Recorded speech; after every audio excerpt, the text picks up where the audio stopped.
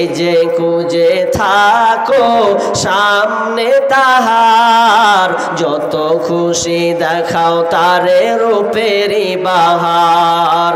তোমার রূপের ঝলক যেন অন্যে দেখে না, স্বামীকে কখনো দুঃখ দিও না। কিন্তু আজকালকার মেয়ের ঢং দেখেন, ও যখন সাজে তখন এমন করে সাজে মরা বাড়ি যাওয়ার জন্য সাজে না, সুন্দর কাপড় পরে যায়। ও যখন খালাতো ভাইয়ের বিয়ে খেতে যেছে তখন এত সুন্দর করে সাজছে, ও খালাতো ভাইকে ও দেখাবে। অথচ স্বামী যদি বাইরে থাকে আর বাড়ি আসে যে আমাকে এখন এই মুহূর্তে সাজতে হবে, সুন্দর করে স্বামী দেখবে, ওটা লয়। আমার এদিকেও লোক বেশিরভাগ বেড়ি বাঁধা, মুর্শিদাবাদের মেয়ে বেড়ি বাঁধে সব। 10টা 11টা পর্যন্ত বিড়ি বাঁধে, সিরিয়াল দেখে দেখে। বিড়ি যখন বাঁধে ও জানছে যে আজকে স্বামী বাড়ি আসবে, এরপরে ওর চেঞ্জ নাই। ও 11টা পর্যন্ত বিড়ি বেঁধে নিল, আর বিড়ি বেঁধে নিয়ে কুলাকে ধরে সামটে দিল, দিয়ে 12টার পর বাড়ি ঘুমিয়ে গেছে 1 ঘন্টাও। স্বামী যে আসবে ওর টেনশন নাই, ও 1 ঘন্টা ঘুমিয়ে নিয়েছে। ঘুমিয়ে নেওয়ার পর স্বামী যখন বাড়ি ঢুকছে, তো ঢুকার পর দরজা যদি খুলে দেখছে, ওরে সুবহানাল্লাহ, নিন পেরে উঠেছে ও 1-1.5 ঘন্টা, ভালো নাক দেখে ঘুমালছে ও। তো স্ত্রীর মুখের দিকে যদি তাকাচ্ছে, ওরে খেপিরে, চুলগালা উস্কো কুস্কো হয়ে আছে, এদিক দিয়ে লাল ফেলেই দিয়েছে ও। বলছে কোন খেপির মুখ দেখনু কহতো। বাজারে মার্কেটে ট্রেনে চাপনু তো কত সুন্দর বেটি ছেলে দেখনু, বাড়ি গিয়ে জানটা ঠান্ডা করব, তো এর মুখ দেখছি তো এত খেপির লাল খেপির মতন হয়ে বসে আছে। অথচ স্বামী আসলে স্বামীকে মনোরঞ্জন করার জন্য আপনাকে সাজতে হবে। শোনো শোনো নারী, ওগো বলি শোনো না, স্বামীকে কখনো দুঃখ দিও না। সে যে খুঁজে থাকো সামনে তাহার, যত খুশি দেখাও তারে রূপেরই বাহার। তোমার রূপের ঝলক যেন অন্যে দেখে না, স্বামীকে কখনো দুঃখ দিও না। ভালো হোক মন্দ হোক তবুও স্বামী, আল্লাহর পরে স্থান জানিও তুমি। শোনো শোনো নারী, ওগো বলি শোনো না, স্বামীকে কখনো দুঃখ দিও না। স্বামী নারাজ হইলে জান্নাত পাবে না, স্বামীকে কখনো দুঃখ দিও না। যতই করো নামাজ রোজা আর পড়ো কোরআন, স্বামীর সেবা না করিলে যাবে জাহান্নাম। যতই করো নামাজ রোজা আর পড়ো কোরআন, স্বামীর সেবা না করিলে যাবে জাহান্নাম। শুনো শুনো নারী, ওগো বলি শুনো না, স্বামীকে কখনো দুঃখ দিও না। 2 নাম্বার হচ্ছে ওয়া আউলাদুকুম, তোমাদের সন্তান সন্ততি ছেলে মেয়ে, এই বিবি বাল বাচ্চা, এগুলো হচ্ছে তোমাদের জন্য পরীক্ষা। আর এই পরীক্ষা মানে তোমাকে আমানতের সঙ্গে রাখতে হবে, এগুলো তোমাকে ঠিক মতন বহাল রাখতে হবে।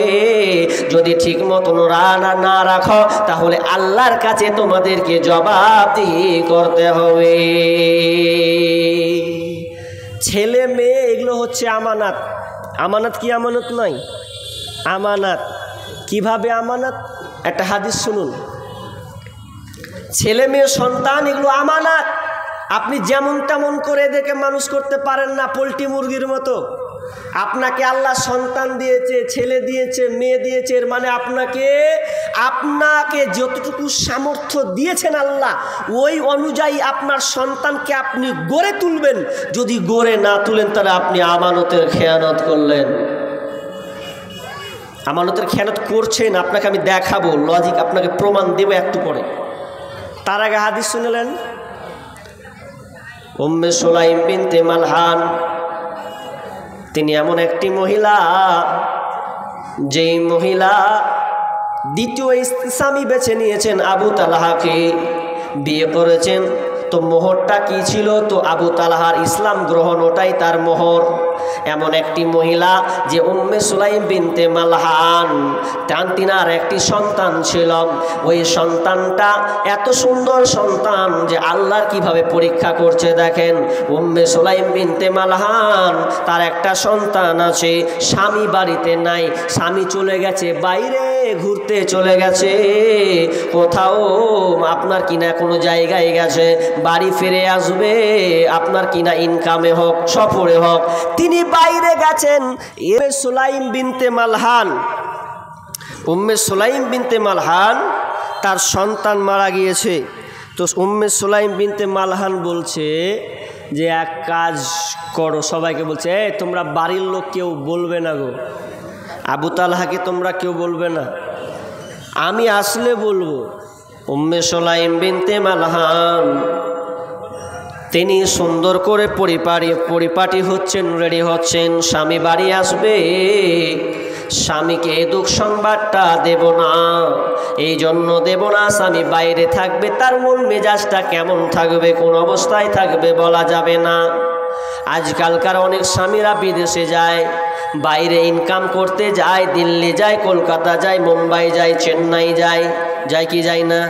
যায়, গিয়ে বাড়ি আসে। তো বাড়ি এসে দেখবেন মানুষ ট্রেনে যখন বসে কত রকম দৃশ্য দেখে, দেখে কি দেখে না? হাজি, ট্রেনে চাপতে গিয়ে কত রকমের যে মহিলার ভ্যারাইটিজ, ওর কাপড়ের ভ্যারাইটিজ, ওর ঠিক নাই, মন টন বিগার হয়ে যায়। তো ও মনে মনে সান্ত্বনা নেয় যে হ্যাঁ আমারও বিবি আছে, যত সামনে চুলকাবি চুলকা, হ্যাঁ আমারও বিবি আছে, যে মন ঠান্ডা করে দেবো।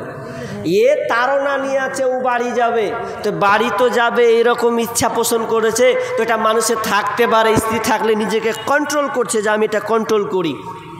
সুলাইম বিনতে মালহান সুন্দর করে সেজেছেন, এত সুন্দর পরিপাটি করেছেন, অথচ সন্তান মারা গিয়েছে, স্বামীকে খবর দিচ্ছে না, বাড়ির সবাইকে নিষেধ করেছে কেউ বলবে না।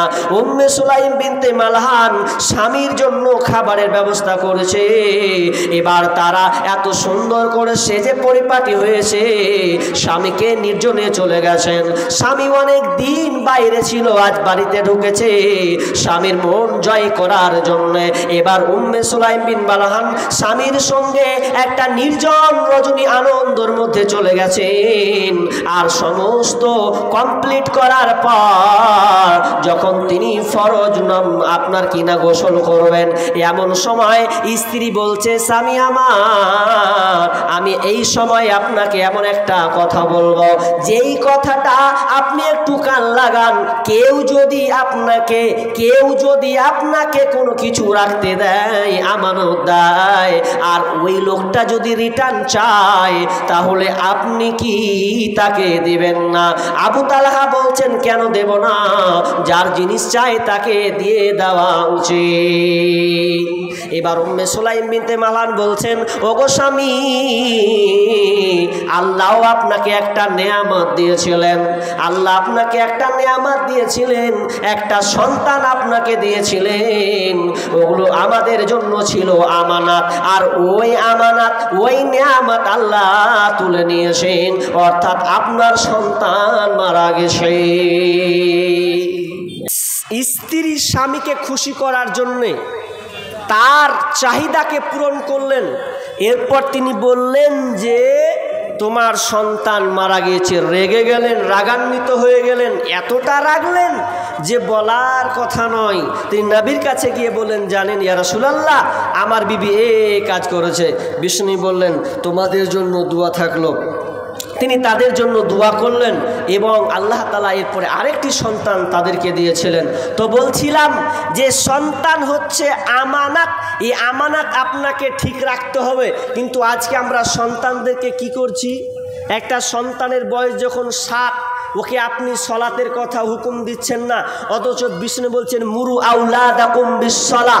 যখন একটা সন্তানের বয়স যখন 7 বছর হয়ে যাবে, তখন তুমি সলাতের তাগিদ দাও, ওকে সলাতের হুকুম করো, নামাজের কথা বলো। কিন্তু আমরা বলছি না, আমরা নামাজের কথা বলছি না, 7 বছর আগে দিয়ে দিয়েছি মোবাইল, আর মোবাইল এমনভাবে দিচ্ছি যে সন্তান, আজকালকার স্ত্রীরা পর্যন্ত মোবাইল হাতে ধরিয়ে দিচ্ছে। ছেলেটা বেতালে যাবে, ঠিক না থাকবে, বেতালে থাকবে, এটা গুরুত্ব নাই। সন্তানের হাতে মোবাইল, ছোট্ট ছোট্ট বাচ্চার হাতে আপনার ছোট ছোট টিকটক আর কার্টুন দিয়ে আর ব্রেনটাকে আগেই খেয়ে নিছে, ব্রেনটাকে আগেই নষ্ট করছে বাপ মা। আগে তো আপনি বাদ দেন, বাপ মা 1 নম্বরে দায়ী। এমন হয়ে গেছে সন্তান, পেটে বাচ্চা আছে, এরপরেও বাপ মাকে দেখা যাচ্ছে ওই মোবাইলে টিকটক আর ফেসবুক নিয়ে ব্যস্ত হয়ে যাচ্ছে, যা বলার কথা নয়। আপনি কি বলবেন? আশ্চর্য হয়ে যাবেন।